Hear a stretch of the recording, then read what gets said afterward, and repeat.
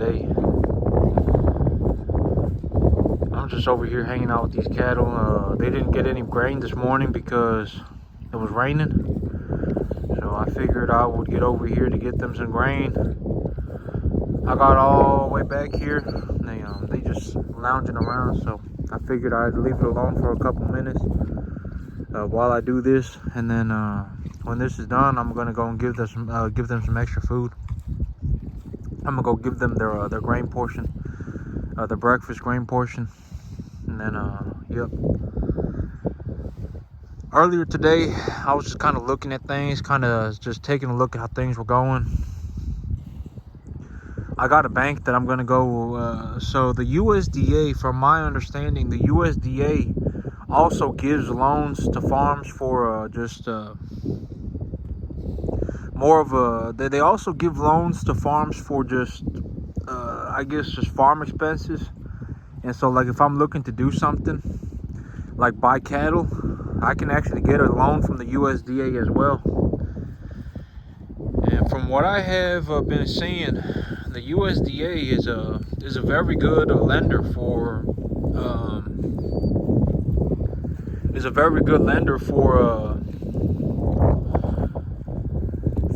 agricultural loans. And so I am going to go well, here in a few months, right, when I get these cattle all situated. When I get these, I'm gonna put as much weight as I can on these cattle by July and then take them to market. But once I got these animals all situated and I got my debts repaid, my credit score is gonna go up. My paperwork's gonna look real good. I'm gonna go into the USDA office to ask for a loan from them. I'm just gonna see what happens. Because if a bank would give me a loan, I would think that the USDA would also be willing to give me a loan, particularly if they're specializing in farm projects. And so my big thing is if I can get an uncollateralized loan, I would much rather take an uncollateralized loan than a loan that I have to put this property up as collateral for. I do have equity in this property. I may honestly need both. I may need to put this property up as collateral for a loan, as well as take an uncollateralized loan from the USDA if they offer an uncollateralized loan. If they offer a collateralized loan for a reduced interest rate, that'd be just fine too. I was taking a look at my numbers. I think even if I invest about $75,000 this year, I'll still have to pay about $10,000 to $15,000 in taxes because of how things are working out. And so $10,000 to $15,000, that ain't the end of the world. I was actually thinking about how my numbers are going to be at the end of this year with everything going on. Even if I pay back all of my debt on these animals. Well, here in about 3 months, I'm estimating that I'll have, even after I've paid back all my debt, I'm estimating that I'll have about $35,000 left, or excuse me, not $35,000 left. About $10,000 to $15,000 left. After I've paid back all of my debts. So that cash, and it's only April too. So by the end of the year, I'll have more money. Granted that all things go kind of decently. And so I'm kind of like, what should I do with the cash to invest it so that I don't have to pay income tax on it? And as of right now, well, I'm thinking maybe one thing that I can do is I can increase my budget for my square baler from $1,500 to about $4,000. If I can find if somebody's selling a square baler that I would say is a roughly a $5,000 square baler, if they're selling it at a good price, if they're selling it at $4,000, I'd be willing to buy that. And I think another thing that I'd be looking to do is I am going to put some money away to buy new tires for my tractor, my big tractor. That would cost about $2,000, and I'm gonna put that money away. And if by December my tires are still okay, if they're still good, I'll just get them replaced anyway. And then I'll write that off of my taxes. So that's a $3,500, or I mean that's about $5,000, $4,500 that I've invested. But it is the only way for, well, I was realistically looking at what's going on and what's going on with my farm in particular, and the only realistic way for me that I see in terms of being able to invest a sum of capital like $100,000 is to invest in cattle. I mean, I don't need 15 tractors. I can't make money with 15 tractors on here on this piece of property. Or I guess it wouldn't be 15 tractors, so like 7, 8, 9 tractors. And so the most realistic thing for me to do with something like $100,000 is to buy cattle with it. And because cattle, the thing about cattle is that the cattle market, it is very liquid, but it doesn't move very quickly. It's not like if I bought something, right, and it was like the newest thing, and it was like the coolest, hippest, newest fashionable thing, there is a possibility that next week that thing could be worth nothing. Cattle, it doesn't work like that. The price of cattle may drop, but it doesn't drop to zero overnight. I mean, the cattle market may see declines consistently, but it ain't for even maybe a few years or whatever. But it ain't just gonna drop out of the sky. There are companies, there are a lot of things in this world that if invested in, it could drop out the sky. It could legitimately plummet to zero.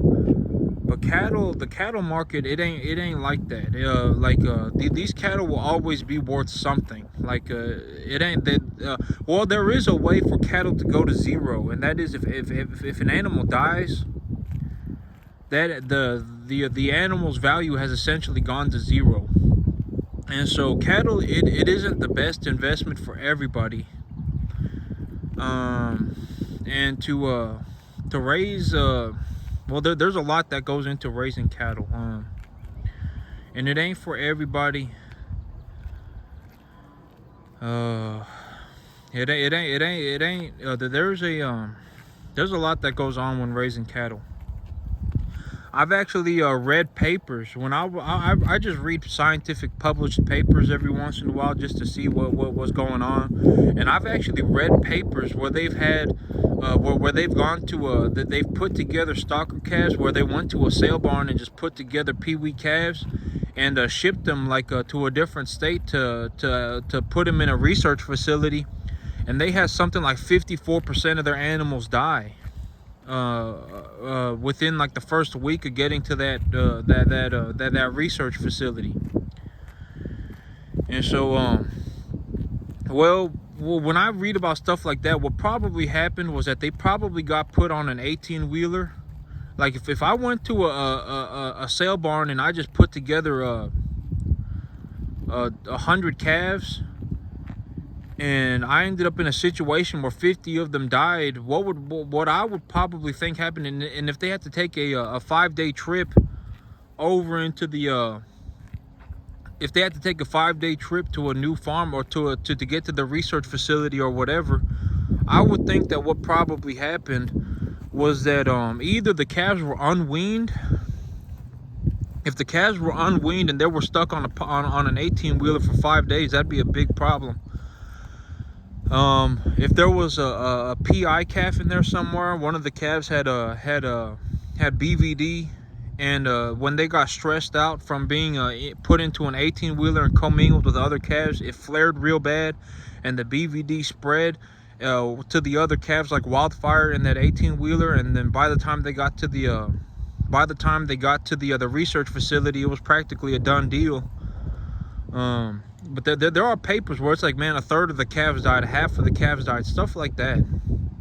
But there are a lot of reasons that it could have happened. And so investing in cattle is not for everybody, and it's not just as easy as bringing in animals and putting them on grass. There's a lot that goes into it. And so yeah, but I've read papers, and it's like, man, they had like a third of their animals die, 25% of their animals die. And it's like, well, what happened? And it's like, oh, they bought them up north, and then they trucked them down to whatever, to Texas or whatever. Then it, you know, maybe they were on a truck for like 3, 4, 5 days, and if they're little pee-wee calves, there's a chance that they're unweaned. And if they're unweaned, unvaccinated, and there's one PI calf in there, I mean, it's game over. I mean, that BVD will spread like wildfire, and the animals will die.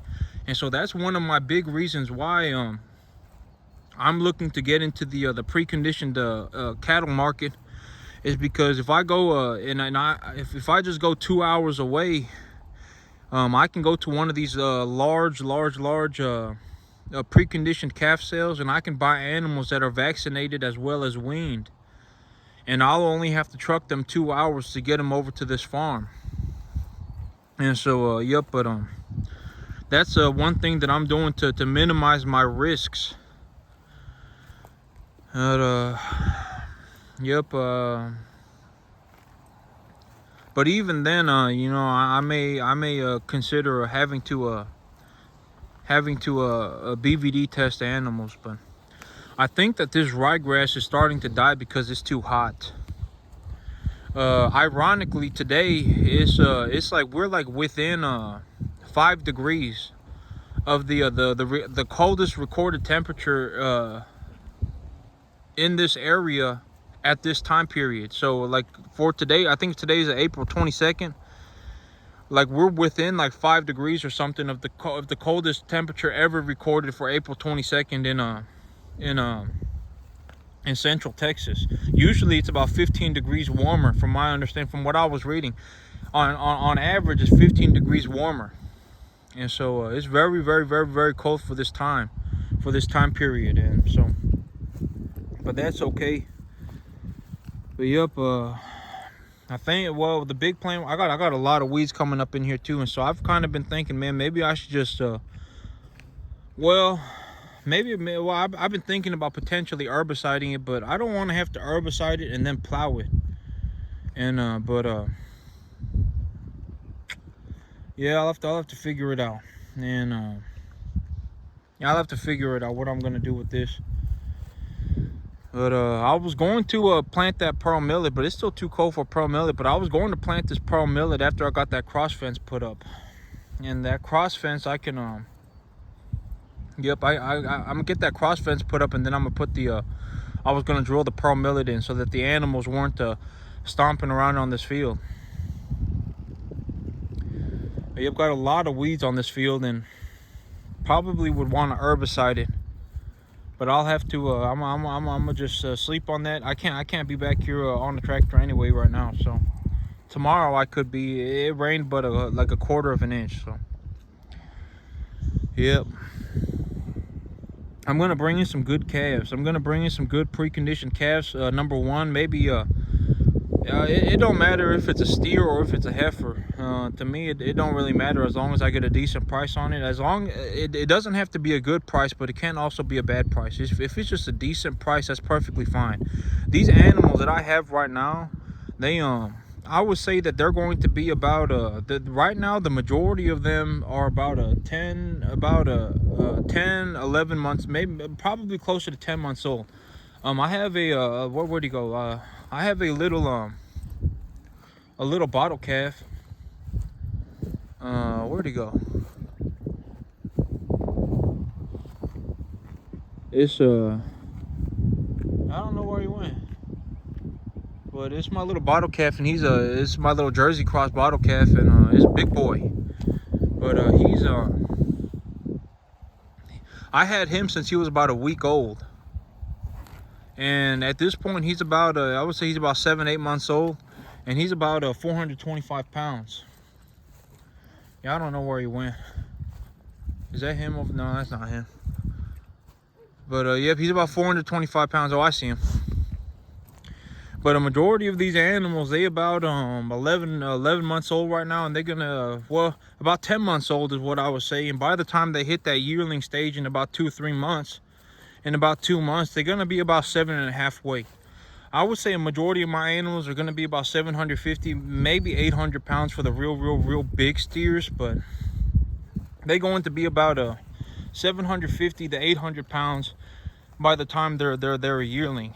And I'm gonna take these animals to market as a yearling. But this is my little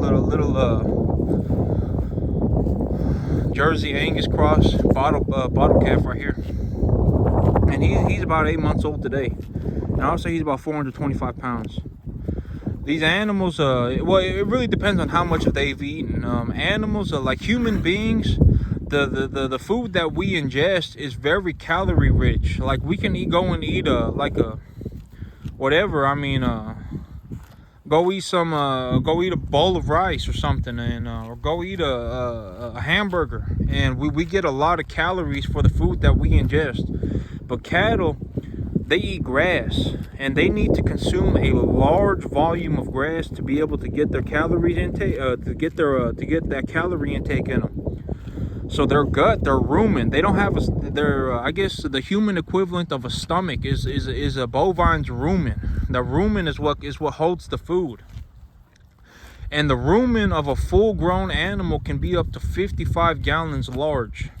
When they're this small, maybe it's a half that, maybe it's 25 or 30 or something like that. But when these cattle are full on food, they will actually expand, visibly expand. They will visibly be very large, and they will also weigh more, because these cattle can pack in a lot of food. And so when they haven't eaten anything, or in the morning for breakfast or whatever, they'll actually visibly be shrunk.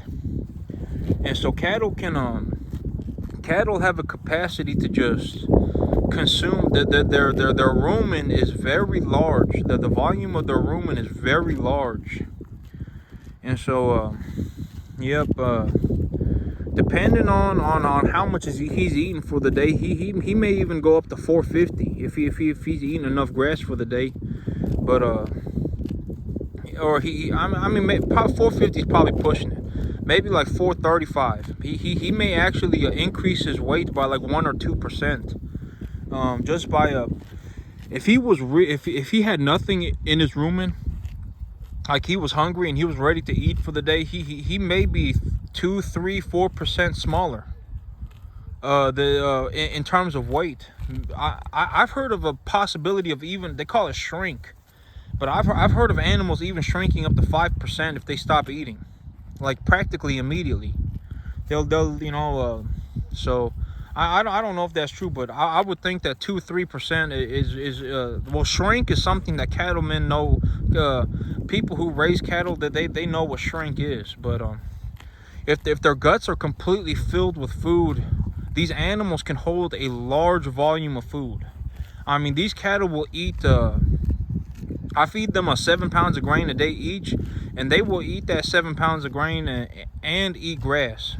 And so they're capable of ingesting a large volume of food, a large volume of food.